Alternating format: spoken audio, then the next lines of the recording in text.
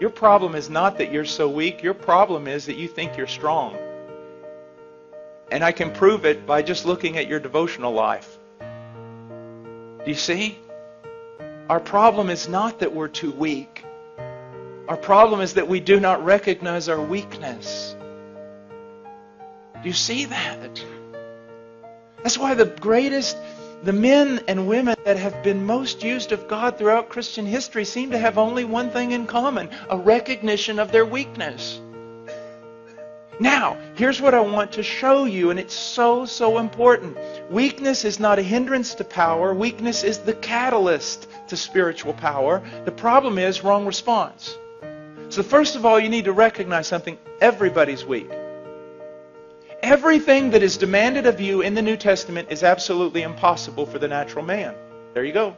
So now everybody's on the same level. Me, you, Spurgeon, John Piper, all of us, everyone's weak. That's it. Now you can't use weakness as an excuse anymore because everybody's just as weak. No one can do this stuff. No one. So there you go. We're weak. The question is, what do we do? Now, many people just mouth weakness because it's the Christian thing to say. I'm weak. Other people find it very convenient to use that phraseology. Why? Because they can use it as an excuse for their sin. Well, I'm weak. Everybody's weak. But the right mindset here is in recognizing your weakness, it drives you to God. Immediately to God. Believing in faith that He's the fountain He claims to be. That He's the source and the helper that He claims to be. That He is one of unlimited resources. That He does not greedily hand out to children, but He lavishes upon us. So see, your problem is that you're really not recognizing you're weak. Or you recognize you're weak, but you just stay there in your weakness. The thing is, your weakness ought to drive you to God every time. But here's a problem. Let's enter in with your heart condemning you and Satan helping your heart condemn you. See, I have found so many people. I saw someone last night and I dealt a long time with them. Precious little girl. She recognized her weakness. She recognized her frailty. She recognized her sin. She recognized there were some things in her life she couldn't overcome right now. But here was her problem. She would see her sin, and because of the work of the devil and sometimes our own heart condemning us, she would put herself in the penalty box every time that she sinned. Well, you can't go to God right now. You can't just keep running back to Him. I mean, you sinned yesterday and you repented and asked for forgiveness. Now you've done the same exact thing today. I mean, you run back to Him. You're just a hypocrite. You don't appreciate God. You don't have a high view of God. What do you think? God just hands out pardon to everyone? And isn't that what we do? And isn't that what we think?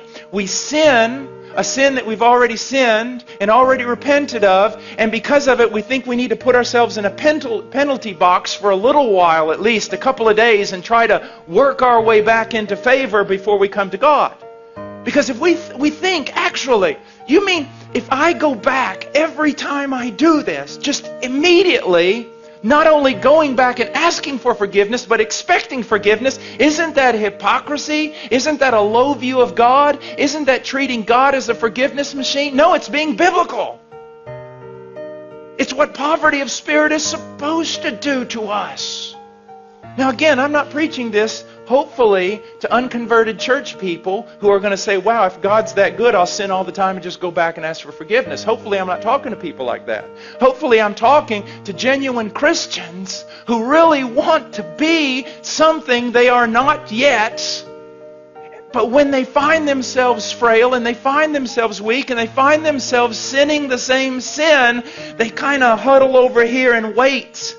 Maybe read their Bible a few days, pray some more, show God they're really sincere before they run over there and actually try to get some forgiveness. No! One of the great joys of my life is when I discovered that the moment I sin the sin I always sin, my first response ought to be to latch a hold of Christ and not beggarly. Not thinking, oh, here I am, you ought to strike me down. But no, I latch a hold of Christ saying, I believe your promises.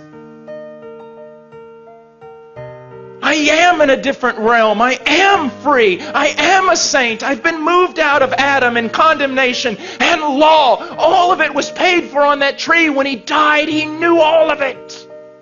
He forgave all of it. I'm free. It's absolutely spectacular.